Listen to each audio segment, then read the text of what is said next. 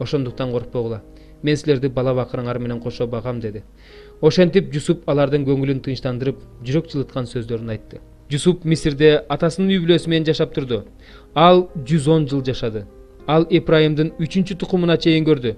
Ошондой эле Менашенин уулу Махирдин уулдары да анын көзү тирүүсүндө төрөлүштү. Жусуп бир туугандарына мындай деди: "Менин көзүм өтүп бара жатат. Бирок Кудай силерге келип, силерди бул жерден алып чыгып, Ибрайым, Исхак жана Жакыпка убада кылган жерге жеткирет." Анан Жусуп Исраил уулдарына мындай деп ант алды: "Кудай силерге келет. Ошондо силер менин сөөгүмдү бул жерден алып кеткиле." Ошентип Жусуп 110 жашында көз жумду. Аны Мисирде бальзамдап катырып табытка салып коюшту.